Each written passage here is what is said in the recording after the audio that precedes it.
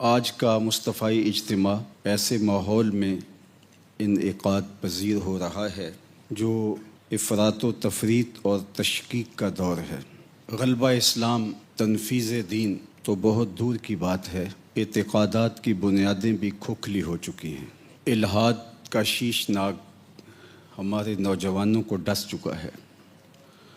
اس میں کوئی شک نہیں ہے کہ آج کی تاریخ میں لوگوں کا دینداروں سے نہیں، دین سے بھی اعتماد اٹھتا چلا جا رہا ہے، اور یہ بہت خطرناک صورتحال ہے۔ لیکن افسوس کہ ہمیں ان چیزوں کا ادراک تک بھی نہیں ہے۔ کارواں لٹ گیا ہے۔ لٹنے والے کو جب یہ احساس ہوتا ہے کہ میں لٹ گیا ہوں تو وہ مداوع کرتا ہے، لیکن اگر اس کو یہ احساس ہی نہ ہو تو مداوع کی طرف اس کا رخ بھی کیسے ہو سکتا ہے۔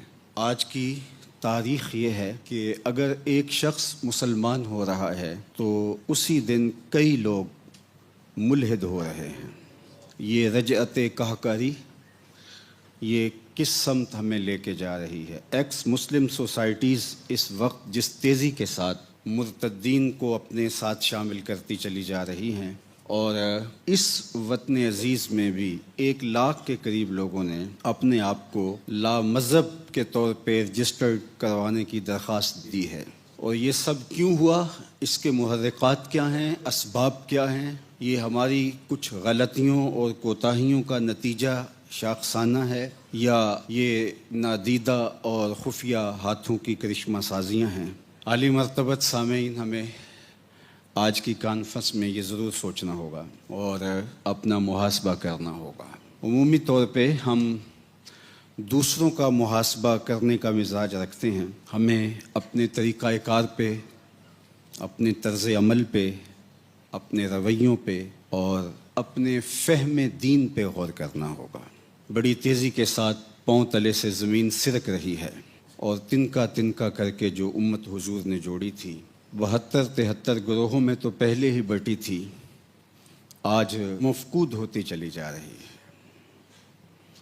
کلاہ لالا رنگ رسوا ہے، امت کو بھیڑ بکریوں کی طرح ذبح کیا جا رہا ہے۔ ٹگے کی توقیر نہیں ہے۔ 56-57 اسلامی ملکوں کے حکمران فرنگی روحوں کے بے حس ڈھانچے ہیں۔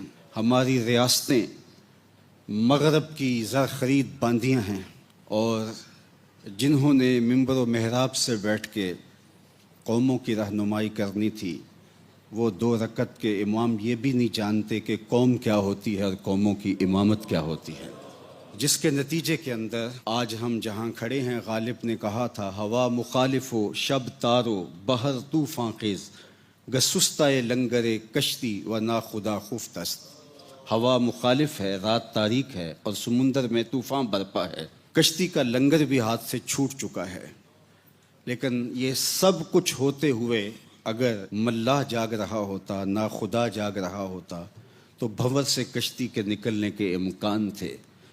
لیکن افسوس، غالب کہتا ہے کہ نا خدا خفت است، نا خدا بھی سویا ہوا ہے، بلکہ نا خدا کشتی کو اس سمت لے کے جا رہا ہے جدھر منجدھار اور زیادہ ہے، اور وہ اس بات پہ تلا ہوا ہے کہ کشتی کو ڈبو کے ہی سانس لوں گا، میری کشتی کو خدا ہی بچائے تو بچے، ظلمتیں ہیں یاس کی، شام ہے طوفانوں کی۔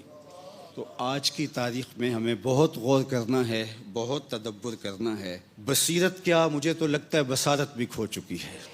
آج فہم دین ہمارا ناقص کیا، بلکہ ہم مخالف سمت چل رہے ہیں۔ سوچنے سمجھنے کی صلاحیتیں سلب ہو گئی ہیں، فہم و ادراک کو دھیمک چاٹ گئی ہے، تعصب کی چڑیل چمٹ گئی ہے ہمیں، اور نفرتوں کے شیش ناگ ہمیں ڈستے چلے جا رہے ہیں۔ امت کا وجود ٹکڑے ٹکڑے ہو گیا ہے۔ ہم نے تو یہ سنا تھا کہ باہر سے دشمن حملہ آور ہو تو گھر کے لوگ متحد ہو جاتے ہیں۔ دشمن تو ہماری بوٹیاں بھی نوچیں، ہمارے بچے بھی ذبح کیے۔ دشمنوں کی توپوں نے ہمارے نوجوان اور بوڑھے اور خواتین، ان کو توپوں کے دھانوں پہ رکھ کے ہواؤں میں بھی اڑایا۔